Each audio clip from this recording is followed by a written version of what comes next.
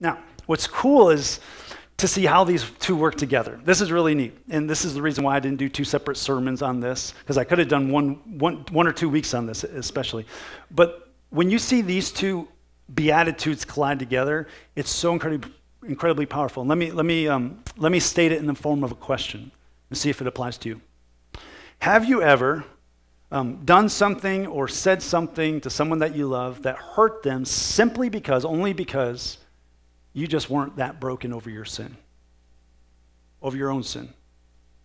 Maybe it was a pride issue. Maybe it was an unresolved issue in the past. Maybe it was you didn't ask for forgiveness and there was no reconciliation. Maybe it was because you just simply weren't under God's control, and then that lack of control led to someone else getting hurt. Just as a show of hands at all of our locations, only in Arcade participate too. How many of you have ever done that before?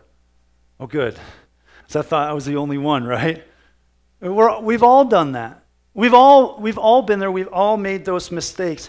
And it's with that in mind that Jesus says the words, blessed are you when you mourn, and blessed are you when you're meek. You know what's unfortunate about that too often is, if you're anything like me, I'm just not that broken over my own sin. And when I'm not that broken over my own sin, you know what happens? I'm not under God's control. And when I'm not under God's control, guess who gets hurt? Everybody and anybody in my path. And that's the way the world works. Anybody and everybody in your path, be assertive, driven, they get run over. But with what you say and what you do, when you're not under control, you end up hurting the other people.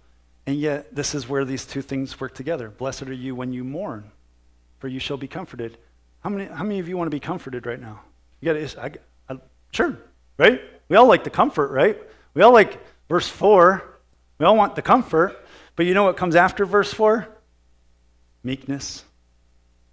In other words, it's not just enough for you to be comforted. It's actually for you to live a life in a way that comforts other people. Blessed are you when you mourn, for you will be comforted. And blessed are the meek, for they shall inherit the earth. And when you bring all this together, you see God move in your life. If you want the blessing, here's what you need. You need the brokenness. And if you want to be more self-controlled, you need to be more God-controlled in your life.